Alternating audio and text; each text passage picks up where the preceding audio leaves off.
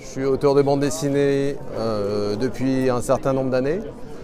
J'ai fait, je pense, plus de 25 albums en tant que dessinateur essentiellement et co-scénariste sur une série qui s'appelle Chinaman ainsi qu'un autre album qui s'appelle Réveil du Tigre. Et en co-scénario, c'est essentiellement avec Serge Letendre d'ailleurs. On avait fait une autre série qui s'appelait Griffe Blanche également. Voilà. Sinon, j'ai fait un 13 Mystery avec Luc Brunswick qui s'appelle Jonathan Fly.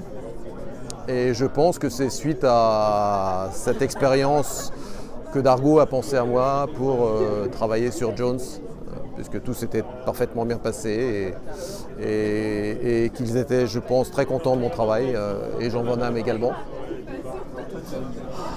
Les premiers, c'est très très loin, hein. C'est Lucky Luke, c'est Astérix Obélix, tu vois, c'est des bandes dessinées tout à fait classiques que tous les enfants ont lues à notre époque, enfin à mon époque, ou ont pu continuer de lire sur la durée. Même si maintenant il y a plein d'autres séries qui sont beaucoup plus tendance, je dirais, dans l'esprit des jeunes. Mais voilà, c'est des grands classiques et j'ai appris à dessiner avec ces gens-là. J'ai dessiné des Lucky Luke, j'ai dessiné des Valérian, j'ai dessiné du Franquin, j'ai dessiné voilà, toutes ces choses-là. Et puis après, j'ai évolué, j'ai lu un peu de bandes dessinées plus réalistes à travers PIF, avec des auteurs comme Chéret, Marcello, enfin voilà, ceux qui faisaient Docteur Justice, Rahan, voilà. C'est des gens comme ça qui m'ont donné goût au dessin réaliste. Et après, j'ai lu des mangas, des comics, pardon. Des comics avec Strange, des revues qui publiaient Spider-Man, Iron Man, les X-Men. Voilà. C'est comme ça que petit à petit, j'ai évolué dans mes influences et dans le style de dessin. Et j'ai eu envie de me frotter effectivement au style réaliste parce que ça me correspondait le mieux. Mais on va dire, c'est un autre monde, voilà. C'est deux personnages intéressants et qui ont leur vision du métier.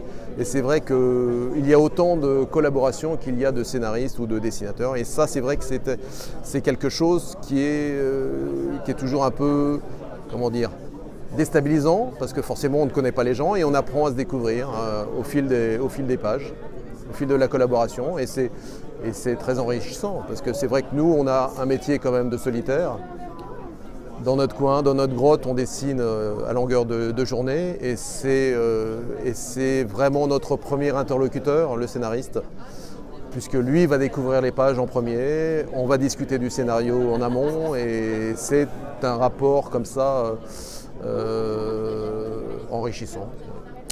Alors l'angle d'attaque, c'était de montrer Jones plus âgé que dans le 13 Mystery, où on la voit essentiellement enfant, même si dans cette trilogie, on la voit de temps en temps, grâce à des flashbacks, on la retrouve en tant que jeune fille.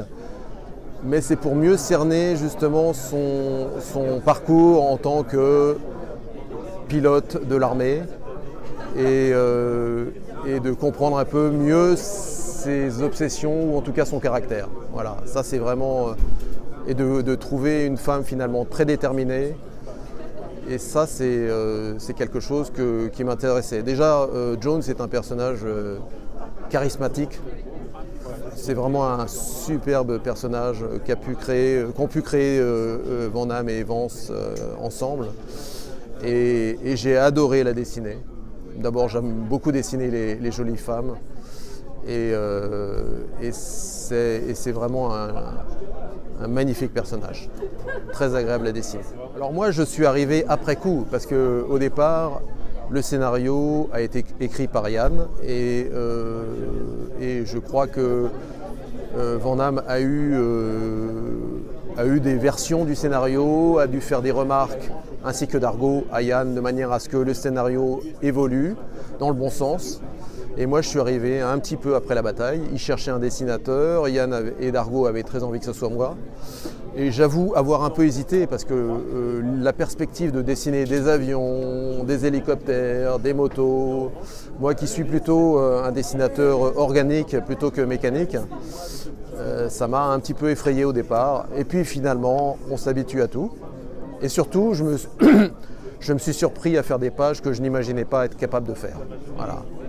Et ça, c'est, on va dire que j'ai plus peur de rien maintenant. Donc ça, c'est plutôt une bonne chose que cette expérience de Jones. Toutes les parties mécaniques, forcément. L'humain, ça, je savais faire. J'ai fait plusieurs albums et j'ai toujours aimé dessiner les personnages. Mais dessiner un univers contemporain, ça, je ne l'avais pas très souvent fait. Et surtout, il faut un certain niveau d'exigence concernant les appareils tels que les avions ou tous ces appareils-là, les hélicoptères. Il faut que ça soit crédible. Et ça demande un travail de recherche, de documentation. Et j'espère que les lecteurs seront contents de découvrir les pages telles que je les ai dessinées, que ça va dans le bon sens. Il y a combien d'albums de prévus? 3 donc? 3, c'est une trilogie, voilà. Et les suivants, tu en es où dans les suivants? J'ai dessiné plus de la moitié du deuxième, parce que Dargaud voulait que les premiers albums sortent de façon rapprochée. Et donc, ils ont gardé l'album au frais, le temps que j'avance tranquillement sur le deuxième. Ce qui fait que le deuxième devrait sortir en mai ou en juin de l'année prochaine. Donc d'ici 7-8 mois, quoi. Pour l'instant, je suis uniquement, même s'il y a des projets qui sont en train de se monter, se développer, mais pour l'instant, c'est un peu prématuré d'en parler. Hein. Forcément, des dessinateurs réalistes classiques font l'objet, on va dire, de recherches concernant les maisons d'édition qui veulent monter des projets plus ou moins dans le même état d'esprit. Ce qui fait qu'il y a toujours des projets qui sont en suspens. Ouais, il y a toujours des projets qui peuvent se concrétiser ou pas. C'est un peu comme dans le cinéma, même si ça n'engage pas les mêmes montants, on va dire. Mais voilà, c'est quand même toujours sujet à caution tant que ça n'est pas signé, tant que ce n'est pas décidé. Il vaut mieux pas en parler. Parce que je suis désolé hein, de pas lâcher des scoops, mais non. Ouf. D'un auteur de BD. Là, c'est un piège. Alors, il y a beaucoup d'auteurs que j'ai adorés quand j'étais gamin et qui sont pour moi toujours des dieux vivants, enfin des dieux morts pour la plupart d'ailleurs. Et c'est vrai que c'est des gens comme ça, tous les gens que j'ai adorés, comme Giraud par exemple, ou même des Américains comme Joe Kubert, comme Buscema, voilà, tous ces grands noms de la bande dessinée, j'aurais aimé effectivement les connaître un peu plus. En tout cas Giraud, j'ai eu la possibilité de connaître un petit peu, mais de le voir à l'œuvre, et ça aurait été plus que dans leur tête en tout cas, les voir au travail, les voir dans un quotidien que je connais moi aussi,